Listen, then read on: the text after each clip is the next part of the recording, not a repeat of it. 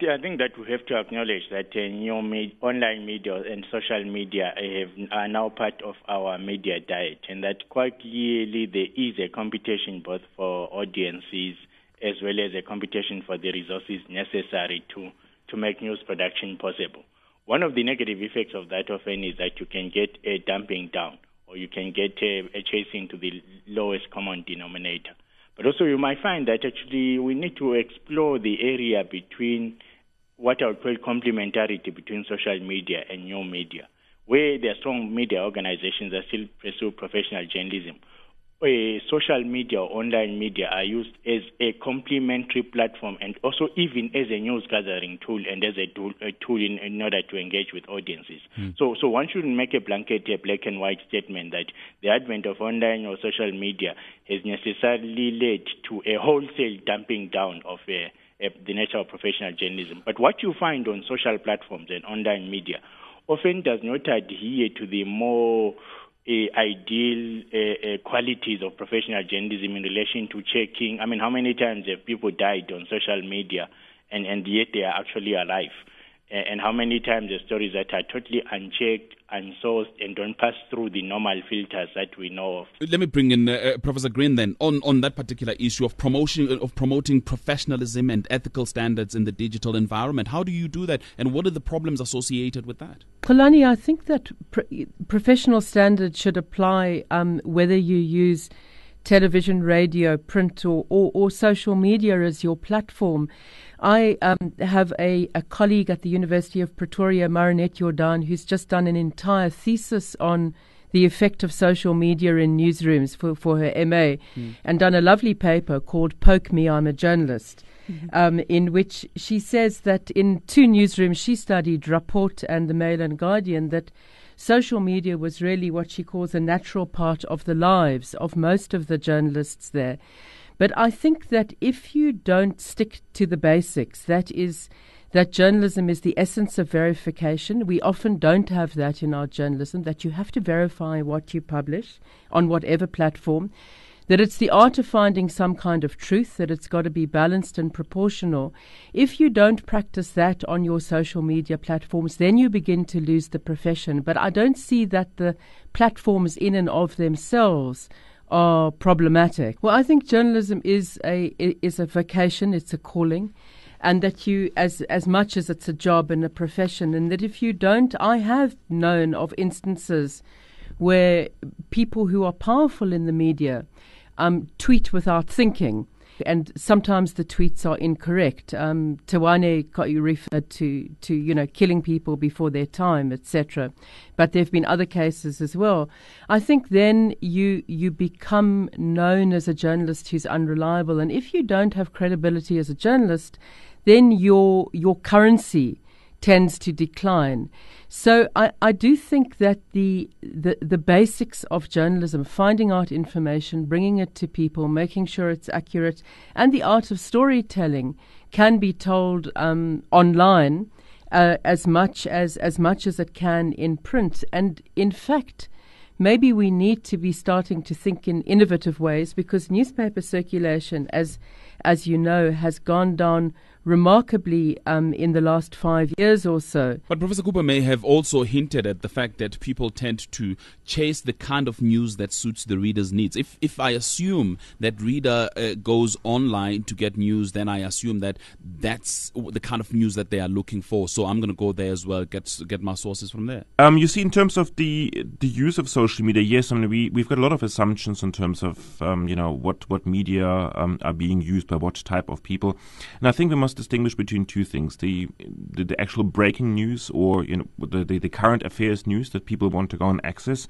and then people wanting to go and access opinions, other people's ideas, what other people are thinking about. And I think social media are very good in the sphere of breaking news, breaking information, and I suppose this is where people are moving. I don't have any scientific data, however, to kind of say that, but there will always be space for analytics. There's always going to go and be space for reflection. There's always going to be space for people to go and access information where they're saying, what is it other people are saying? How do I think about it? Does it go and change my mind?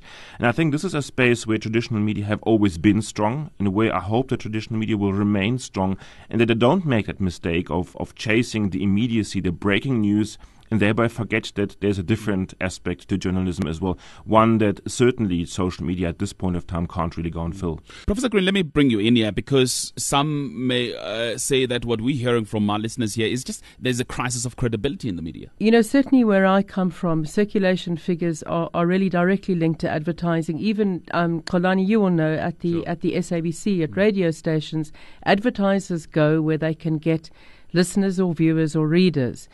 And as circulations decline, so does advertising. And then what happens is that there are cost-cutting exercises and people are rationalised. Or, the Cape Argus at the moment has become a tabloid, I believe. I haven't seen the new Cape Argus, but it's now sort of turned into a tabloid because it can't be, because its circulation has really gone down so much, it can't be sustained. And I think that's a great pity. What my point is, and what I'm saying, it's not a battle between alternative and mainstream media. I think that there's a battle between good journalism and the kind of superficial stuff that we often see that passes for journalism. Now, there are a lot of papers that do that. I don't want to slate everything and generalize. But we've seen that one of the biggest English newspaper companies in the country, independent newspapers, is foreign owned, which I think is a problem because we're not investing in our own history or our own present or our own profession. There have been a lot of cost-cutting exercises at independent. It's just one example. And I think that the journalism has suffered as a result of it. So we've forgotten what it's like, in a sense, to see. We do get some newspapers which do it, and I don't want to name them because I'll leave out some. But let me name, a couple. Mail and Guardian, I think that, City Press has some good stories. And we should be able to aspire to telling the stories of the country in a way that reaches a number of a great number of people. But because we are being because reporters are put under pressure to produce 2 or 3 stories a day because they're junior, because they can't travel even in their own country, I think that we as a nation are deprived of hearing the stories about ourselves. Okay. Thank you. Anwar is in Cape Town. Hello, Anwar. Hi, Xolani. Hey. Two points quickly. The first point is that the media in South Africa, the reason it's failing, the printed media especially, is because they want to become the opposition that never was.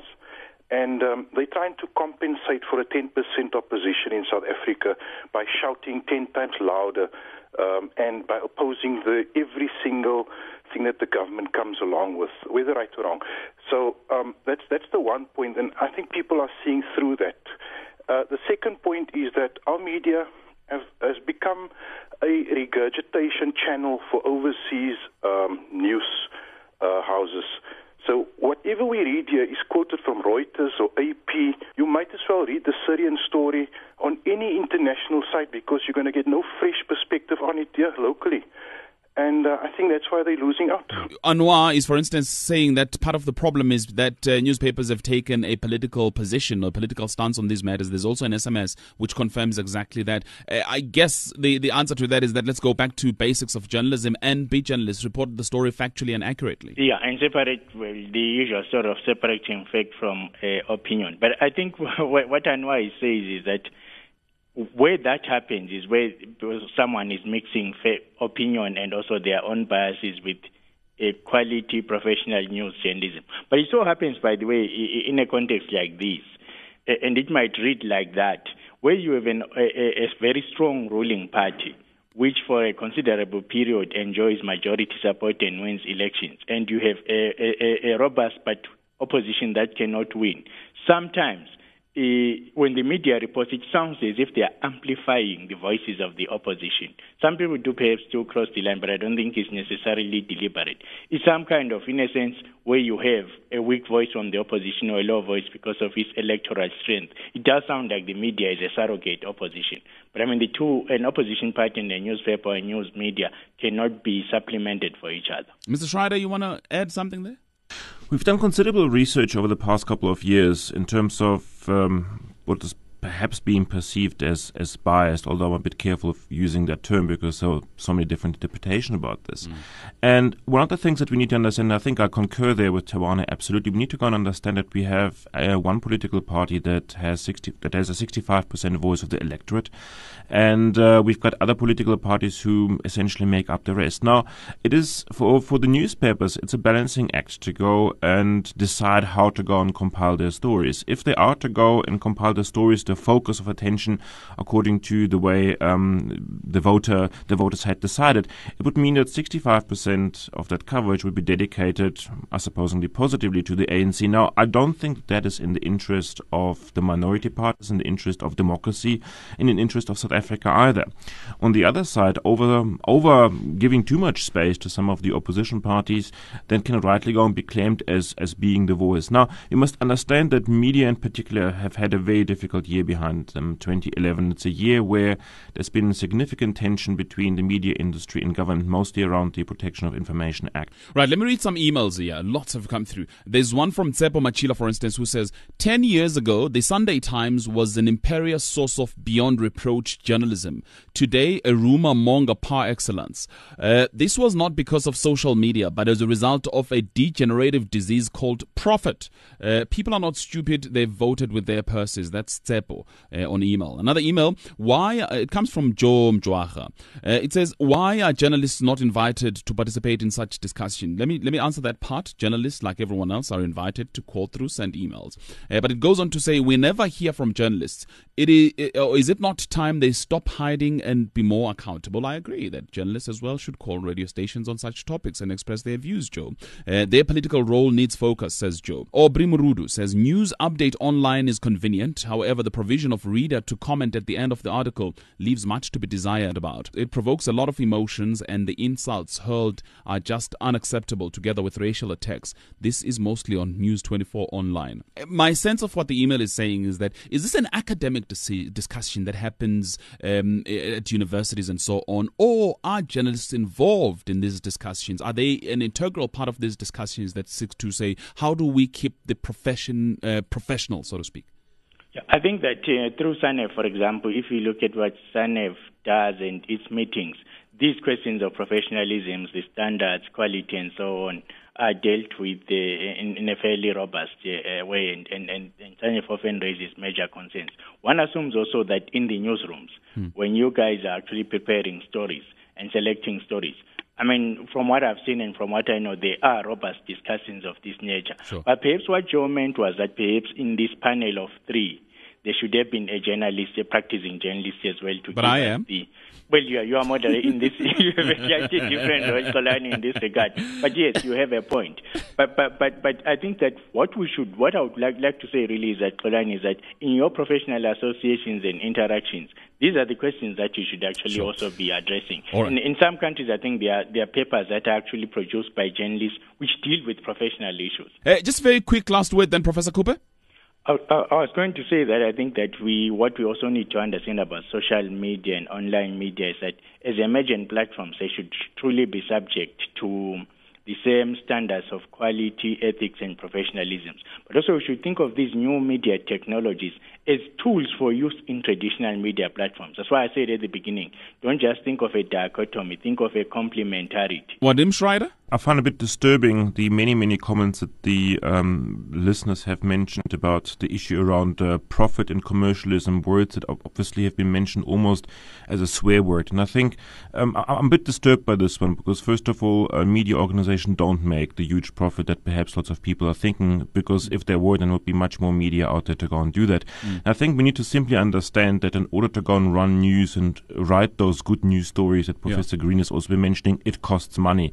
And unfortunately, newspapers are a business. They have to go and make money. They have to train. They've got to go and employ more people. It is a business to go and run, and it should not be seen as a swear word. Professor Green, in a couple of seconds. In a couple of seconds, I want to end on I suppose, a more positive note to say that really we need to keep, maintain and enhance standards in the media. At the same time, we need to support citizenship. And we're not as bad. If you read the Levinson inquiry that's coming out in Britain about the phone hacking scandal in the Murdoch newspapers, you will realize that we're a far cry from there. And I think that we have got more potential for excellence here at the moment.